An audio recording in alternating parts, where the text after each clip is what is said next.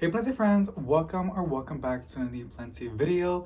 Today I'm going to be sharing with you top 5 plus popular plants I don't recommend. And yes, I read it through my iPad because this is something that's going on YouTube and I just want to jump in and give my 2 little pennies as well. I don't usually like to jump into bandwagons, but these are really fun videos to watch and I was like, I would love to make one as well. I am not an expert or a pro. I've just been doing this for like 7 years. And I learned some things, especially throughout like when I got my little depression episodes and getting rid of them and then bringing them back. I do believe some plants are hardened off and are more tougher than others, even though they're the same exact plant, because I've experienced that before. So I just want to say, take everything with a grain of salt. I'm going to be showing you plants that I do not recommend from my own personal experience, and I'm going to tell you why. And then on top of that, I'm going to go ahead and show you a plant that I do recommend that's pretty similar on like the looks and the vibes, but completely different care and like different growth habits and stuff like that. So I guess this is supposed to be like a really fun, chill video and kind of exciting. So I hope you guys enjoy. I hope nobody gets like upset. I'm already like getting like the heebie-jeebies, but it is what it is. Because like whenever I talk about things like things that I don't like, or like this plant is bad because of this, which by the way, I love all of these plants. I think I have all of them. But some I'm gonna tell you why I still have it and why it's okay, but I think I don't have one of them because I think 2 of them because they're just really like just that girl. So before I start, let me know which are your plants. I'm really curious to know. And don't say croton because we all know about crotons. Crotons are really pretty, but they belong outside unless you have a lot of light inside and humidity. Yeah, crotons, because crotons love humidity a lot, and they love like moisture in the air, which would be humidity, and they love a lot of light. Sometimes they can even take on, I think they can literally take full-on direct sunlight if they're hardened off, right? So we're gonna start with something simple, a Brandy. Now before you leave, girl, I know everybody loves a good Brandy. They don't grow as beautiful, and that's the reason why it's in my list and I don't recommend it. You can have it, but if you're looking for those jungle vibes, like jungle, beautiful vines flowing down, lush and full, just full of life and character, a Brandy's not gonna give you that. Like unless you give it a mouthful, then yeah. So I just found out I propagated this one, and if you've been watching my old videos like 2-3 months ago, you would believe me because I did a video about it. But I found out I did it on a Costa Farm hickey basket because I love reusing my planters. Costa Farm has really good, really heavy duty, like not like my cheap ones that I buy from Amazon. They got some good plastic pots, and I love how they have so much drainage holes. This is from a Race Every Potting video, and I'm going to save the planter. And their hickey baskets are top tier, I think so, because like you can reuse it and it's basically free. And I like the little twisty thingy. Whenever you're hanging plants on top and there's one side you want to show more, that makes a big difference, girl. You don't gotta go up there and change everything around. So this is my Brandy. Believe it or not, I propagated this one from nodes. Basically nodes are, there's a leaf, and the back of the leaf, well, the stem, right? And I somebody got mad at me because I don't know the analogy of this, but I'm gonna show you. This is a leaf, okay? Behind the leaf, there's like a little bump, and that's the node. Each leaf has one. They're supposed to. And this is my beautiful Brandy that I propagated on this 6-inch Costa Farm basket. And it's really beautiful. And I think there's reasons why. I think humidity, and it's outside by the way. It is not inside. If it's inside, it would not grow as fast as it has right now. It's doing, oh my god, excuse me. I'm drinking cranberry. And it's making me a little bit burpy. But this is my Brandy. Brandies are really beautiful. They have the most silver, stunning foliage, but they need something to go up to. As you can see, they're supporting themselves, and with this wire over here, it's also getting 8+ hours of bright and direct sunlight. Basically, there's no sun rays hitting the plant. It's just like what bounces off from, like, you know, Mother Nature. Like basically think about like on the bottom of a tree, right? Like shade, but it's very bright. That was a bad analogy. A porch. It's a porch.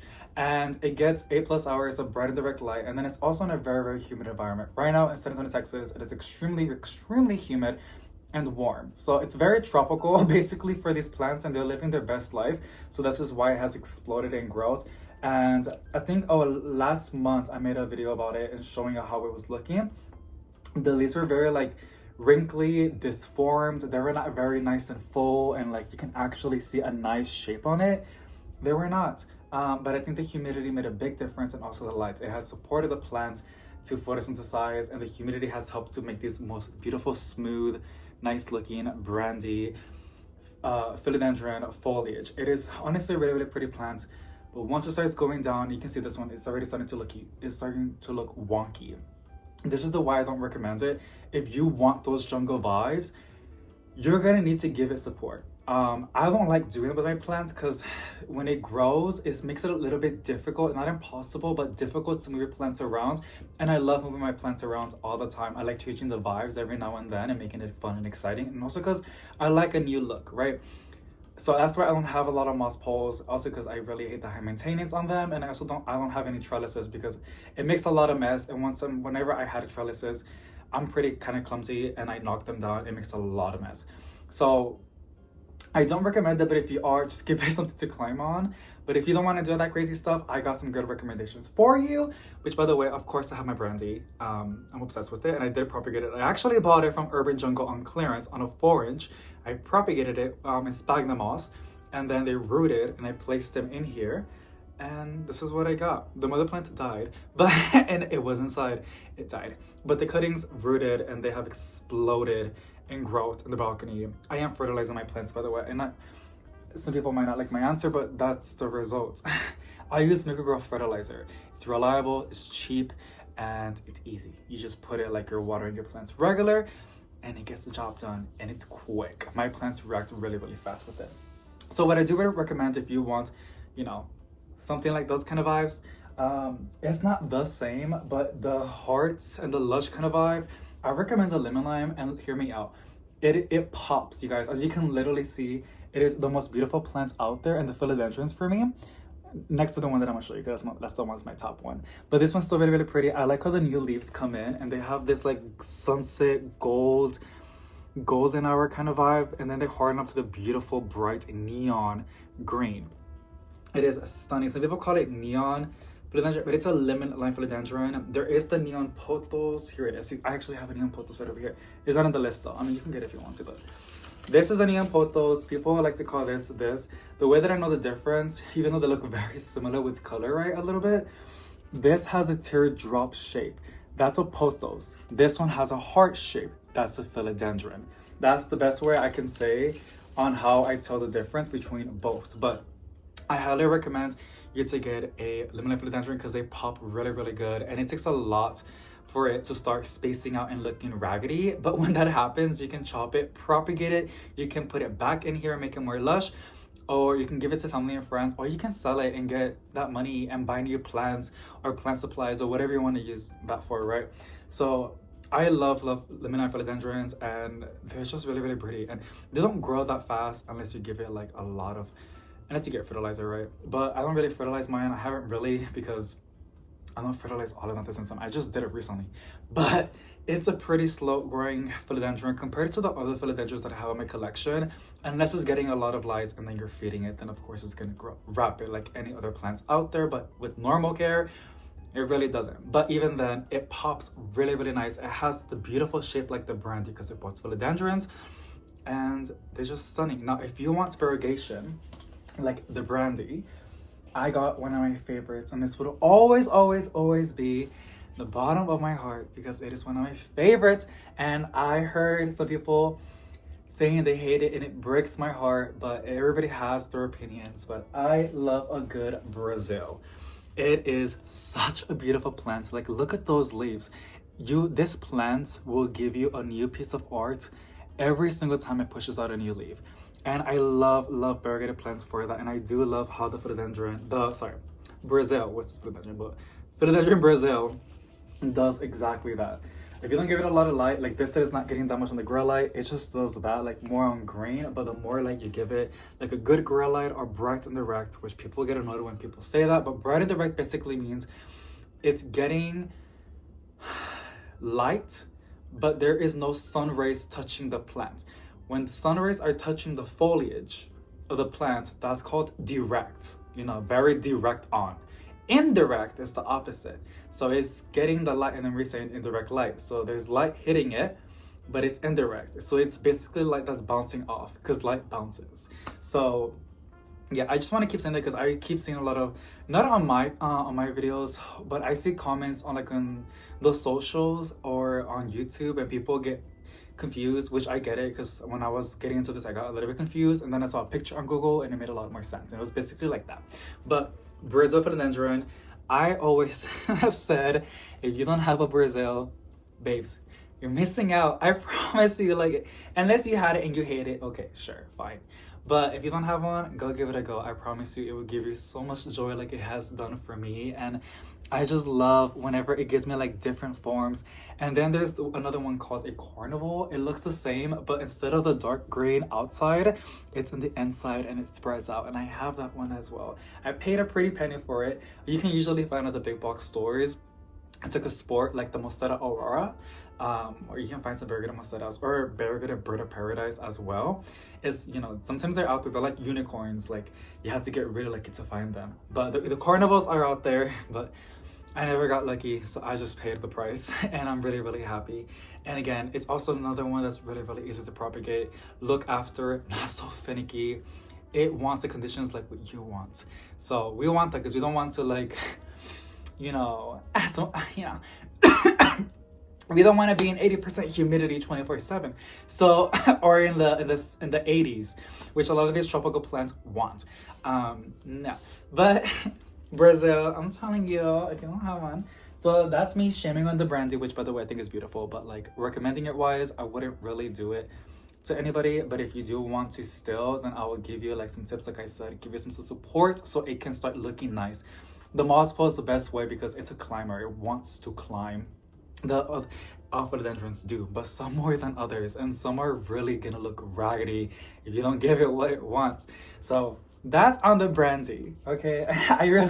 I'm trying to be as like I don't want to offend anybody, like I don't want to get nobody like upset, but if it happens, it happens. Damn it, David. Okay, next one. I have it on my iPad because I have a bad memory and I don't really have this on top of my head. I have some which I pulled up, but I'm not always thinking about it, okay? So the next one is going to be the Pinstripe Calia. Okay, so like a lot of other Calias out there, which I do have quite an amount of Calias, but Calias are really, really beautiful, and a lot of us do manage to be able to have them in our collections, and it's because we modified our environments for that, or we're already in their favorite environment, or maybe you have a really, really tough one. I do believe in that. Some plants really become tough and resilient. That's what plants do, you know? So some Calias, I don't like to group them all together because then I really like them, right? Some Calias, they are more resilient than others. They're more patient than others. They're more tolerable. Probably said it correctly, but you know what I mean. Than others. Some just get stressed out easier than others. Okay. The Pinstripe Calia, oh my goodness, it is one of my wish list plants, and it's not even like a wish, like I can't get it. I just saw one today. I can't keep it happy. And what I think what happens with a lot of these Calias that get spider mites or pests really easily, and people call them like magnets because it's basically like that, like they just spawn in. I think and believe that they get stressed out because they're not getting what they want. If it's the tap water being too aggressive, if it's the humidity being too low, if it's too cold, or if they're not getting enough light.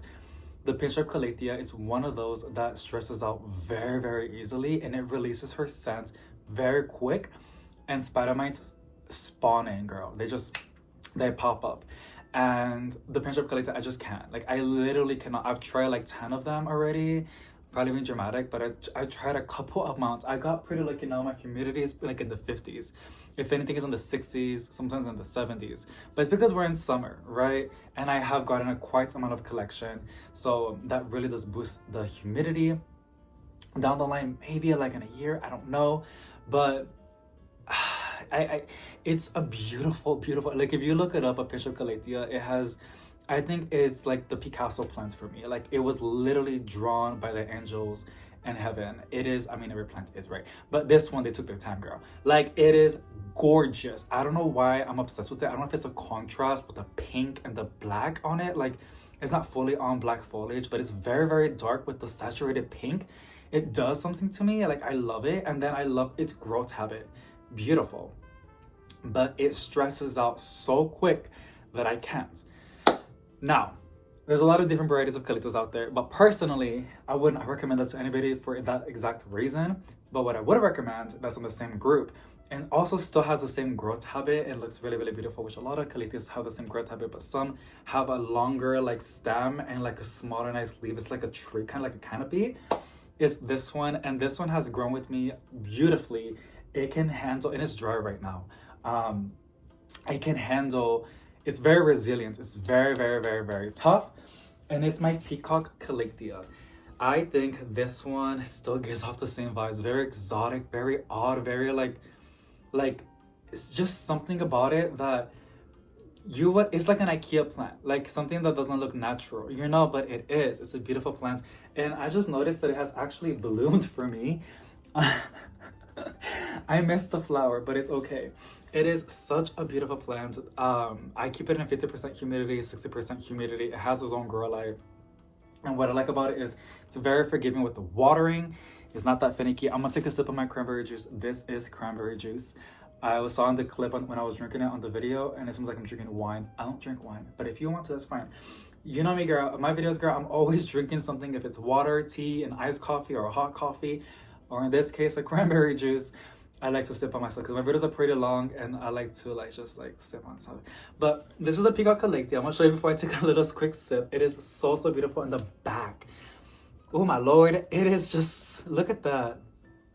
Sorry, I use God's names on vain. Oh my gatos. I don't want to offend anybody, and I know that I don't want to, but look at that. Like, how can you hate a Peacock Calia? You know, and it's very resilient. Like I said, it doesn't need a lot to stay happy, and I'm just obsessed with it. Like, this is one that I do recommend for people. It has the same growth habit as the Pinch Up Calia, and it's just beautiful. I love it. I really, really do. And if you don't have one, I recommend you to get one. Mind you, my environment is semi-humid, like 50%, 60% humidity. An average household is 50%. I'm in the average, but I'm a little bit in the above average because it can get into the 70s if I let it to. But obsessed with this one, and just like how it's kind of dry and it's not throwing a fit. There would be spider mites all over this right now, and there is none. So it is just such a beautiful, beautiful, I'm a little itchy over here. It's a beautiful, beautiful plant. So I highly recommend this one. But the Pinstripe Calia is one of my favorites, you guys. Okay, next up, I'm gonna have to drag it over here, but they're like the same, but I had both, and one is just more resilient than other. Like I said, I probably have to do with the fact that I had it as a little baby, but I do not recommend a Boston Fern.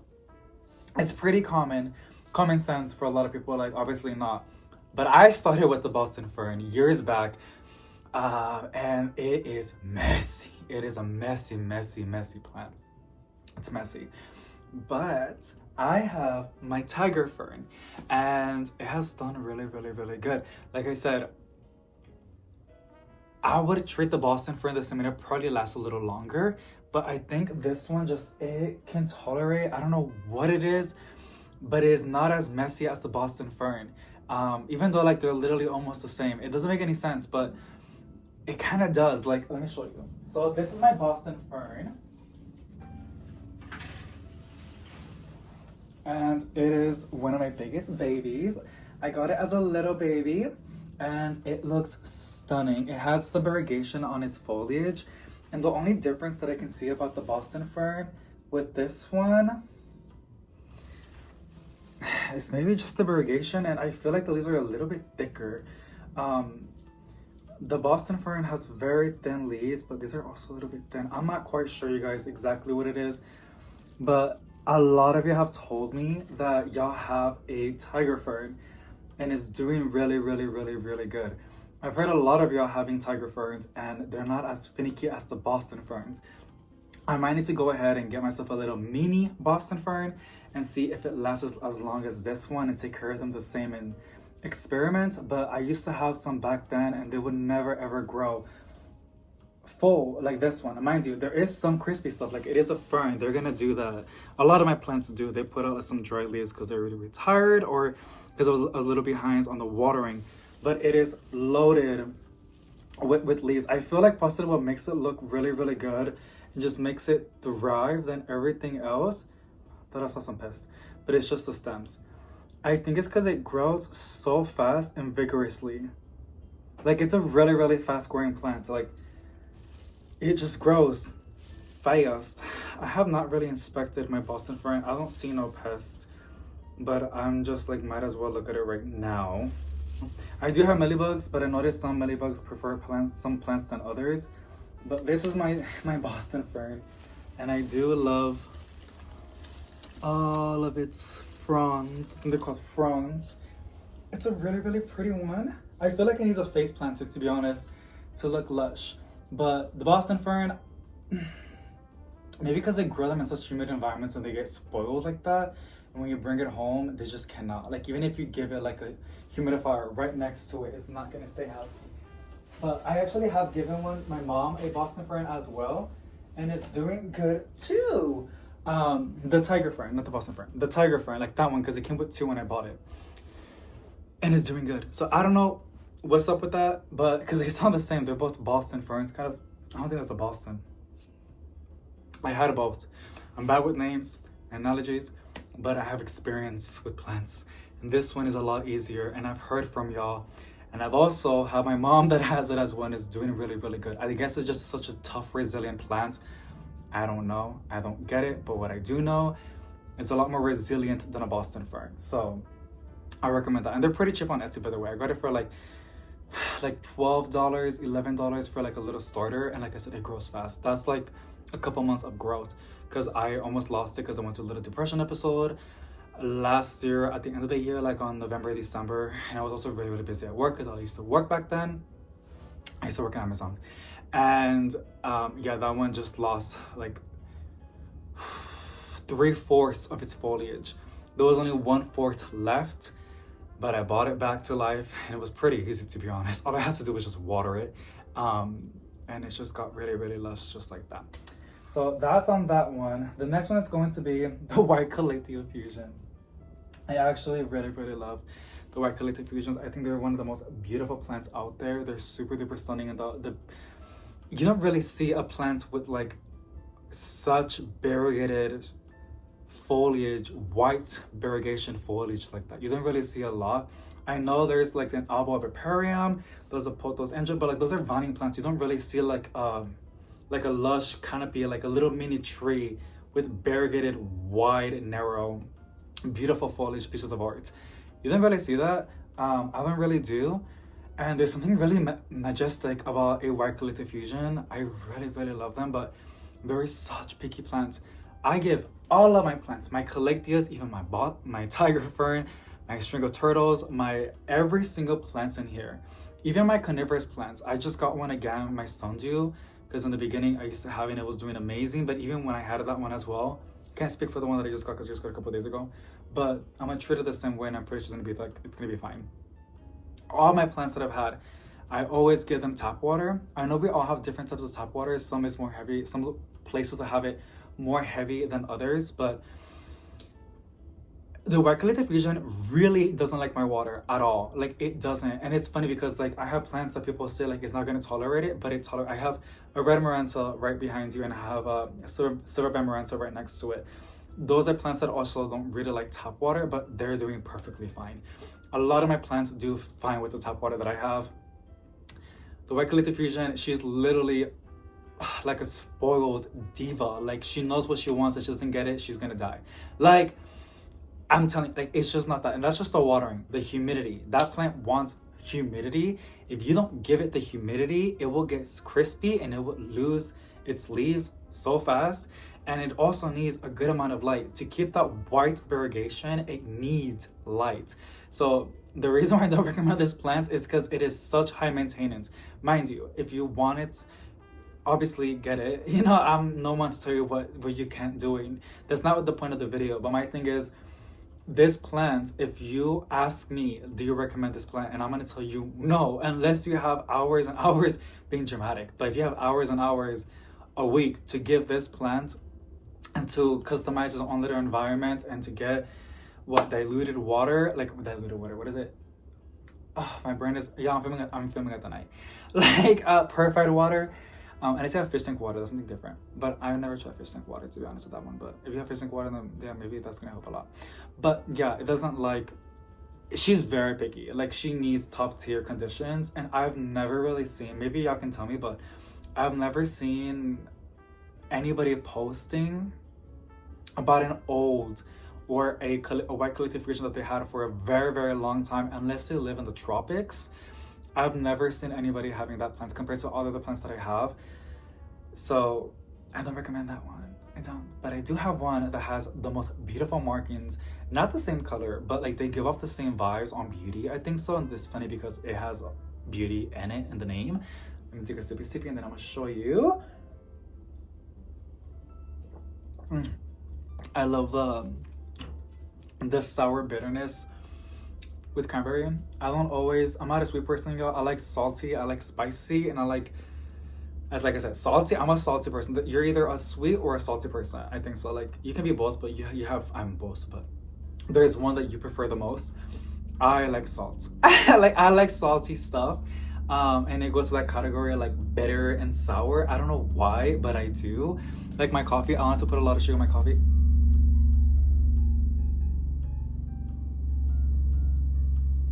Is there a spaceship flowing by or what's going on? Ew, I've never heard of that before. What if the world ends right now? Wouldn't that be scary? I always think about that every now and then. So, it's the Beauty Kim Marenta. Whenever she puts out new leaves, sometimes they become so variegated. It's literally insane.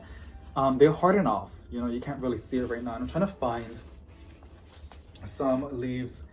Yeah, no, there's not that many, but because it goes by waves with this one, but even then it has grown a lot. This is a planter, as you can see, and I love the color that it picked up. I feel like it complements the foliage really, really good.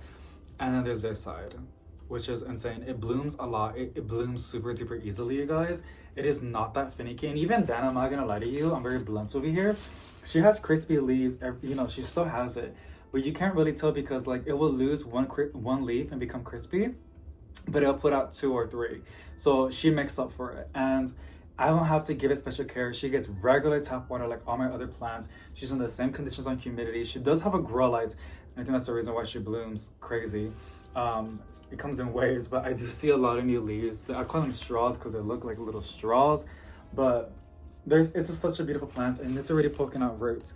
So amazing, very easy to look after, and I promise you when it puts out a new leaf, sometimes they become so majestic and beautiful. Like the markings just become like, they look like really, really magical birthmarks. I don't know what it is. Like you can kind of see a little bit on this one, but they're very vibrant and it puts out like a hue. You can look it up online, or if you know someone that has one, they can probably tell you, but it just has beauty in it. Like it really glows when she wants to glow. If not, she just looks nice like this. Like I just love how she looks like this as well.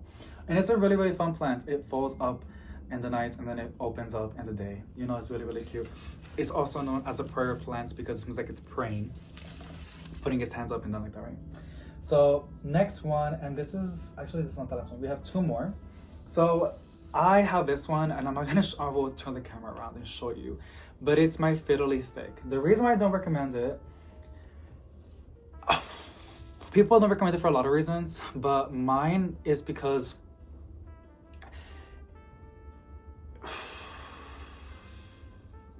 it's not as forgiving. If you mess it up, and people know Fiddle Figs for whenever they get bothered or not happy, they drop all of their leaves. That's what they're known for. It would drop all of her leaves, and I experienced it every now and then. Like I will see a leaf drop or this or that, and I already knew like maybe I need it because I know I give it a lot of light. That's the biggest thing that it wants. It wants humidity as well, but I was not fertilizing it, and I was underwatering it, which is not really good for Fiddle Figs. They like to stay moist, but they also like a drying period between waterings, which is kind of confusing to explain. But basically, it wants like a pattern, like a rhythm. Like you want to water it and let it stay moist for like a couple days, like a week maybe, and then after that it needs to dry out. So if not, you're gonna be coming to root rot. But it's a tropical plant. It likes to have moist soil, but it's not in the natural environment, right? So it needs to dry out. If not, it will get root rot, right? So I would always underwater it, and I underwater my plants just to play it safe, to be honest. But I dropped all of its leaves. I don't know if you remember, but it dropped all of its leaves when I went to my depression episode because I forgot to water it. And I would water every now and then, but it had so much leaves that I wasn't even fertilizing it. And then without watering it, she just dropped everything. She came back. I can show you right now. She's right there. And you guys can see, but that's my Fiddle Fig. She's like 4 feet, I think so. It's a beautiful plant. I think it's really, really gorgeous, honest. But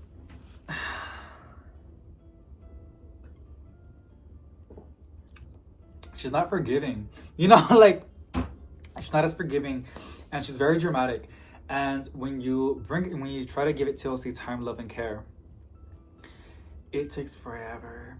The leaves that y'all saw, that is 6 months of growth.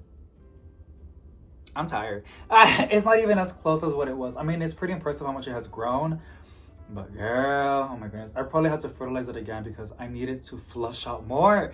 But you don't want to over-fertilize your plants, right? So again, I always like to do a little bit less.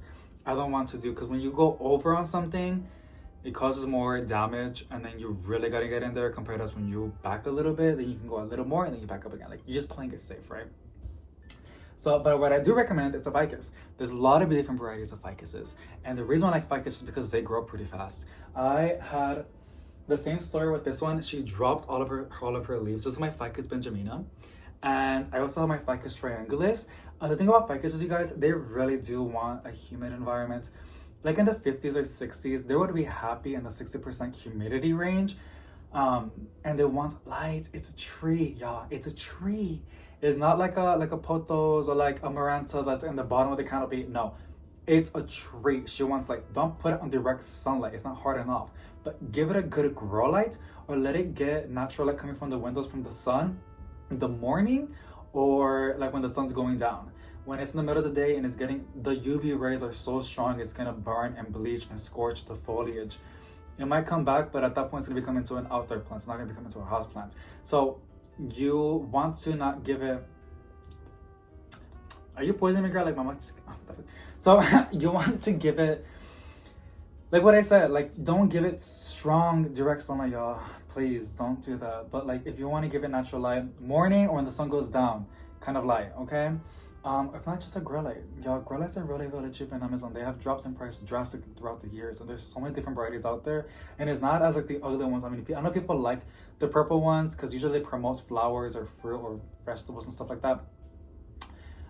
Full spectrum, basically the white ones that you're seeing right now, those are full spectrum. And when you browse and anywhere, even at the stores, they will tell you the specs and the difference and stuff like that. Especially online on Amazon, they will always tell you like what makes them better than everybody else. And then also like they say full spectrum, and then it defines what they mean about that, right?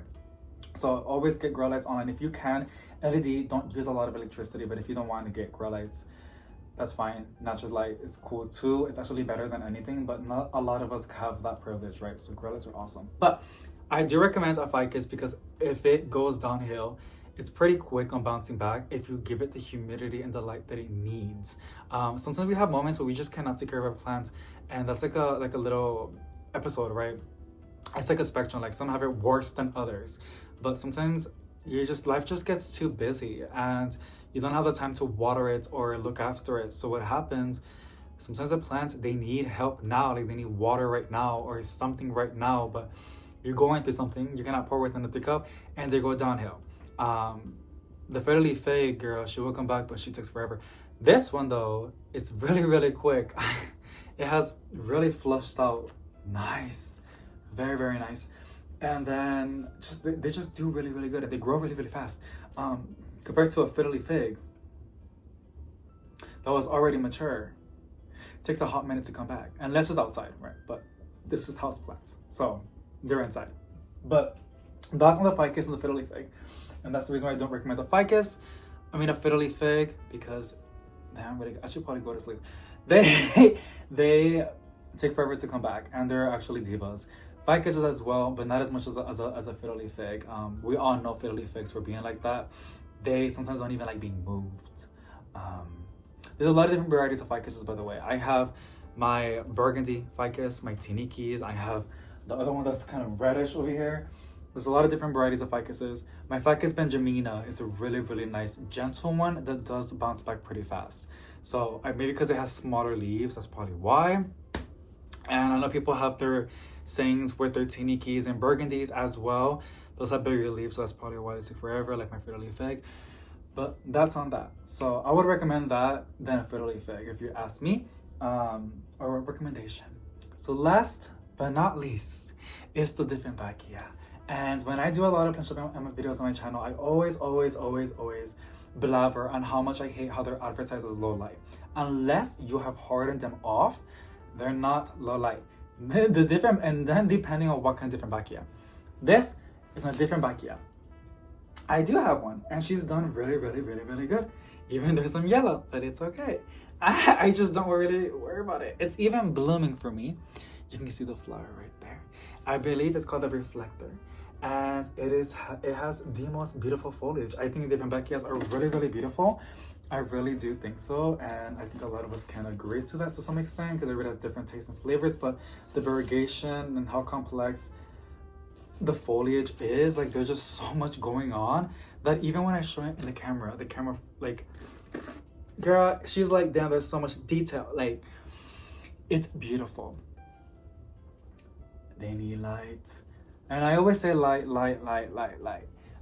because light is so important, you guys. Like, a lot of people tell me, like, with my string of turtles, that's the biggest one that I always have to talk about. They're like, how is yours so big? And I'm like, playing it safe, like underwatering, and then light. And then I see people commenting like, it's probably light. And yes, it's light. Like, light is so important. These plants need to photosynthesize. If they're in a low light spot, they're not going to perform. Different Backyas, they're not low light. They're not even tolerable. Like, they usually promote ZZs as low light plants because you can put it in a low light spot and it will take months unless you're watering it, girl. It's gonna raw faster. But if you put it in a dark spot and you're like underwatering it, because ZZs want to be underwatered regardless, to be honest, even when they're getting a lot of light, because they have tubers and they hold their water. They're a smart plant, right? Or efficient plant. It will take longer for the plant to go downhill compared like a philodendron or a pothos. It will like give you yellow leaves within like a couple weeks. ZZs will take a long time. That's what they mean about low light. Theoretically, a lot of the plants that we see in the stores or in a nursery, they want light. The more light you give it, the better it's gonna perform.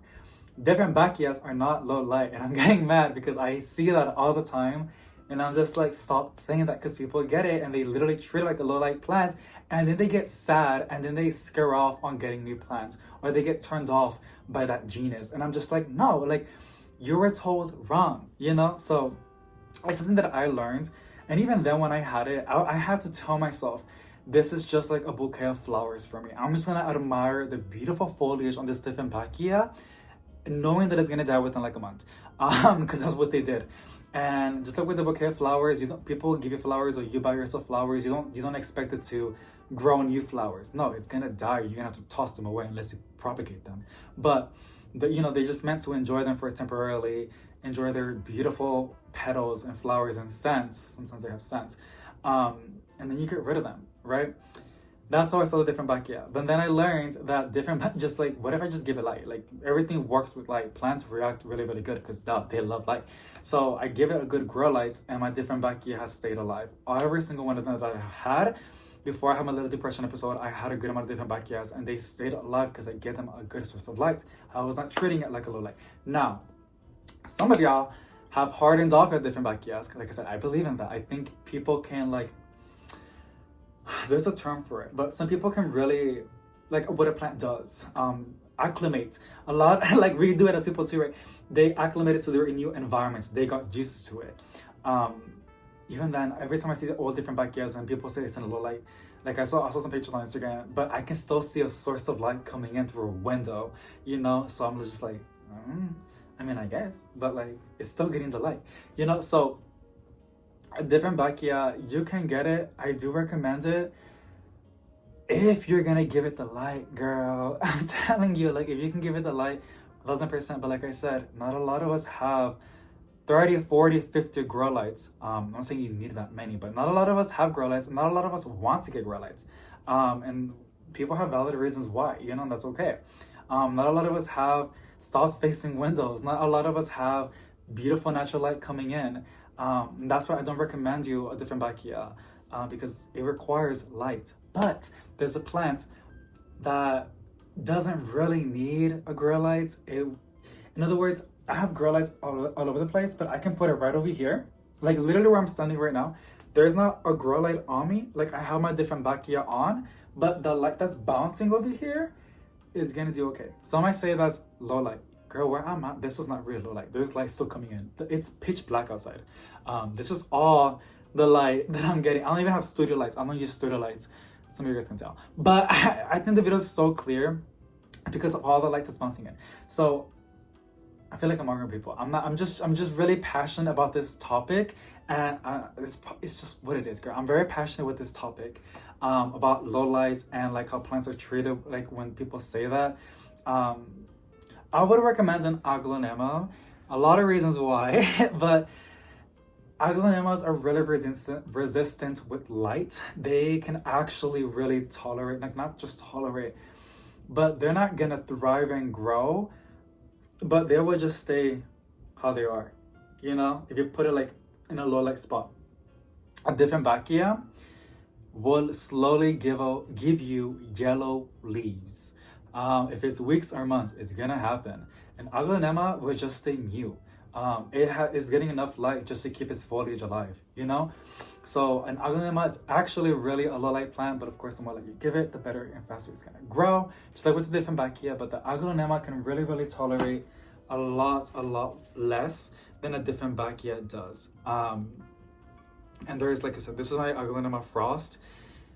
Gorgeous, and it's shiny because I do my little neem oil mixture, and nothing that fancy, you guys. It's just a spray bottle with water, neem oil, rubbing alcohol, and Dawn dish soap, and it makes them really nice and shiny. It doesn't suffocate the leaves. Depending how much neem oil you put on it, right, and rubbing alcohol, you don't want to put too much of it because too much of a good thing is a bad thing. But a small little teaspoon of every single thing that I mentioned, and then fill the rest with water. You got a good mixture, girl.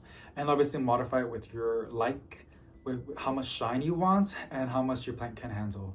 Because if you rinse your plants, because I know some of y'all water y'all's plants in the tub, you can probably get away with putting a little bit more neem oil and making a thick film, and then since you water your plants every week or every other week in the tub, watering them down with the shower head, it's gonna clean off, and then you're gonna respray it to reapply it.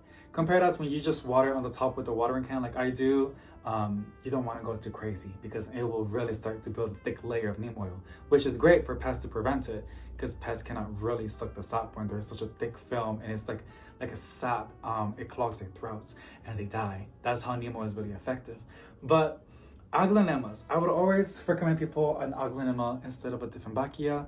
Not because different Backyas are not beautiful, they're actually really gorgeous, but because they need a lot of light.